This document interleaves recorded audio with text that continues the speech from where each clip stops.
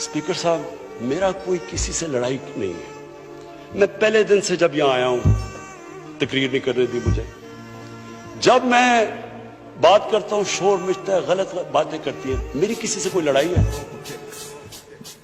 इन सबको जो भी ये समझता है कि ये मैं किसी से लड़ाई की वजह से या कोई मैं अपने दुश्मनियां किसी से हैं, मेरी कोई किसी से दुश्मनी नहीं।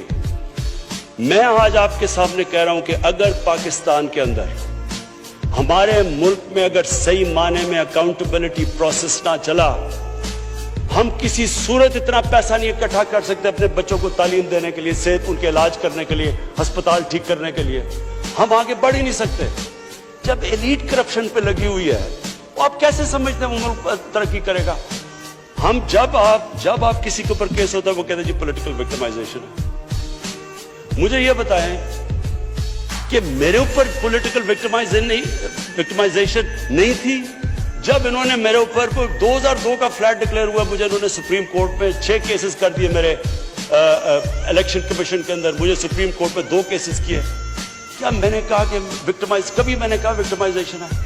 मैं जवाब देता हूं। मैं जब वो फ्लैट लिया था, मैं सारी दुनिया जानती है मैं इंटरनेशनल क्रिकेटर था, मैं तो जवाब दे ही नहीं था, मेरे पास तो कोई पब्लिक ऑफिस नहीं था। उसके बावजूद 10 महीने में स्पीकर साहब, जो मेरे से सुप्रीम कोर्ट ने जवाब मांगे मैंने दिए। 40 साल पुराने कॉन्ट्रैक्ट दिए, मॉर्गेजेस दिखाए,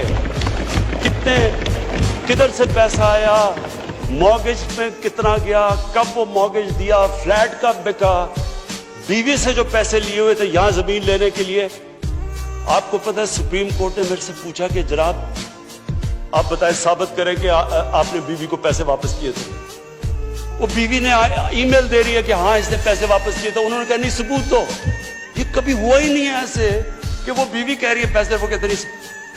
बैंक स्टेटमेंट्स निकाल के दी 15 साल पुरानी, जो मेरा ट्रांजैक्शन बीवी के साथ था, मनी ट्रेल दी, सारा जो पैसा वहां से हलाल की कमाई का बाहर से पाकिस्तान लेके आया, उसकी मनी ट्रेल दी।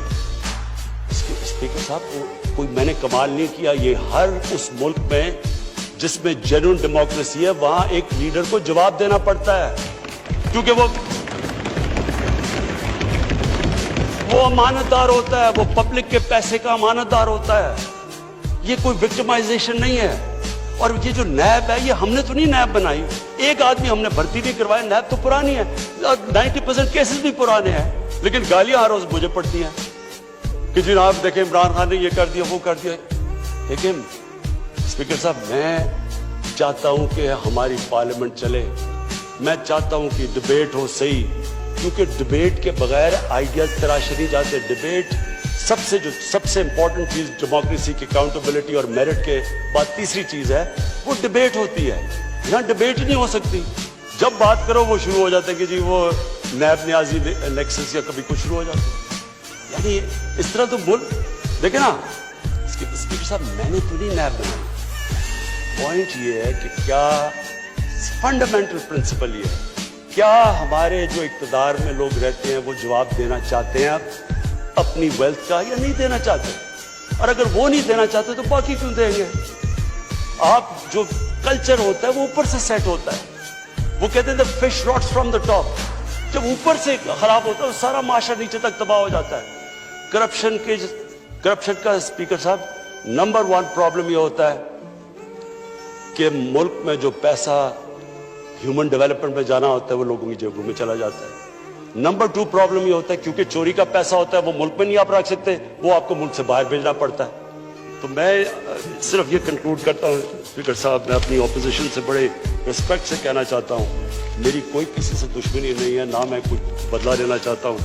मैं सिर्फ ये बिलीव करता हूँ कि हमारा मुल्क, अल्लाह ने इसको इतनी नेमतें दी हैं, अल्लाह ने इससे क्या क्या चीज़ें नहीं हमें दी, लेकिन जब तक इस मुल्क के अंदर रूल ऑफ लॉ मीन्स कि everyone is equal in front of law, जब तक रूल ऑफ लॉ और लीडरशिप की अकाउंटेबिलिटी नहीं होगी, हम भी वही सारे बनाना रिपब्लिक्स की तरह एक समुंदर होगा गरीबों का और थोड़े से अमीर लोग होंगे। शुक्रिया।